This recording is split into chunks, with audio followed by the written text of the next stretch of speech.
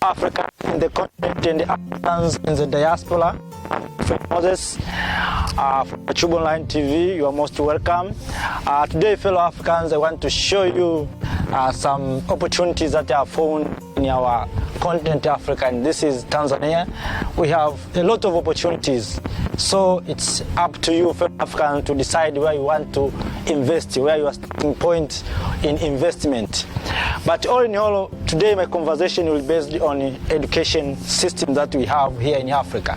We have all these opportunities, but we can't use these opportunities enough because of our education.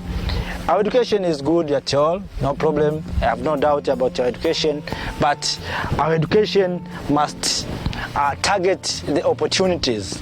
For instance, somewhere where there is lakes and rivers, we must educate those people in that area how to undergo fishing industries, how to establish industries.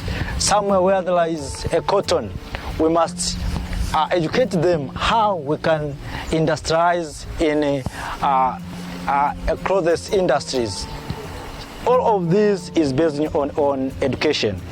Look at what we have in Africa. We have a lot of resources, but we don't know how to use it, how to utilize it, how to increase the value on that resources that we have. All of this is because of our education system.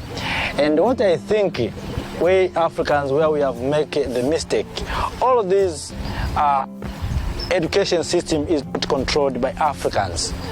Let me give you one of the example. I don't know about the other countries, but in East Africa, some countries, or in some countries in East Africa, we have this school, what we call English medium.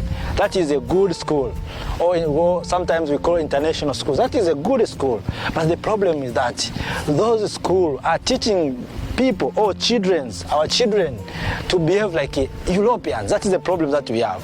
So we take our children to those schools. Those schools are teaching English. Everything is English. Even in our East Africa community, we are blessed to have Swahili language, but still we are using English for primary and secondary education. You see, at the same time, the people who are, after finishing maybe the course or colleges or universities, those people are coming back to the community. The community are speaking Swahili, you see. So what I think, these international and medium school sometimes make controversial to our education system.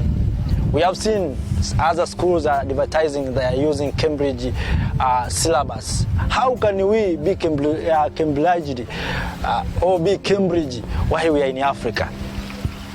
We want education system, fellow Africans, that will help our Africans, our children to understand opportunity and how we can use these opportunities. That's why you see we have a lot of resources, a lot of natural resources as you can see, but still these many of them are controlled by Europeans and the Americans. We say that we don't have capital. That is not true, fellow Africans. The first thing is knowledge. If you have a knowledge is enough, you can establish anything. You can start with a small thing. Not a big one. Let us start with a small thing. Let us, maybe you have a knowledge of agriculture. Let us starting at your home. Create your garden. Make sure that you can feed your people, your family. Then you can go far to feed maybe 3 families, or you can feed the villages. That's what we want. But if we don't have that education, we are targeting maybe education that is creating people to acquire job. Look at the in sector of maybe engineering. We have many Africans who are acquired engineering degrees, but can we use them to create our road? Can we use them to create our buildings or to build our nations? No, it can't happen in Africa. Now it has been starting in a few countries, like I see here in Tanzania. The current to use is local capacities. That's what we want. But many countries in Africa, our roads, our bridges, our buildings are not built by Africans. At the same time, we say that we have good engineers. What are they doing if we cannot build our road? We cannot build our bridge. We cannot build our stadium. What do we expect that? We want educations that will help Africans to know and to understand the opportunity where they are. Look at these opportunities. I'm not sure that if Africa will continue with this tragedy that we have now, we remove where we want to go. I'm not sure, because what I see, Africa, we are going to lose, and we are going to lose.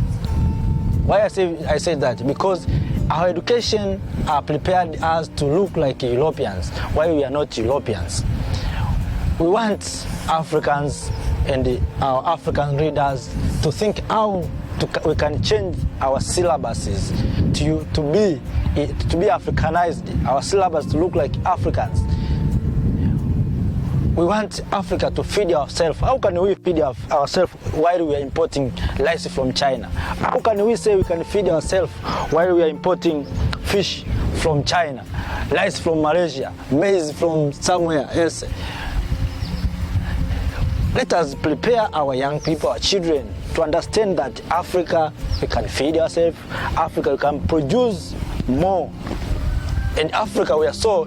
Look at what is happening in Madagascar. That is a very good thing. That Africa, while the world is suffering about the vaccine of coronaviruses, Madagascar already have created their own organic medicine. That is a good thing. And this shows that if Africa will rely on our African method or African tradition, we will move forward.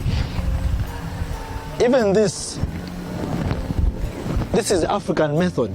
That's why you see I'm here. I'm here to show you that these are being made by Africans. Don't wait for Americans and Europeans to come here and told you this area is good. You can undergo cultivation. Since then, Africa, we know this area. We know everything. That's why you see even our big icon has been changed. Look at the lake, like Lake Victoria. That is the name, is not an African name. It is the name of the Queen of UK. We want maybe Victoria to be in the African name. Let us say Lake Nyerere, something like that. We want something like that. We want to name our things in our own languages, our own traditional ways. That's what I want. I beg our readers to know that. And this is a time where we, as Africans, at this time of lockdown, of a pandemic, to rethink about how we can build our continent.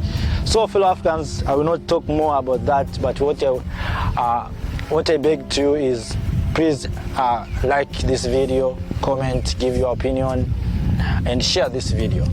And just enjoy our environment. We have a good environment in Africa. Forget about stupid things that has been talked by the Western about Africa is a poor continent. Africa is not poor.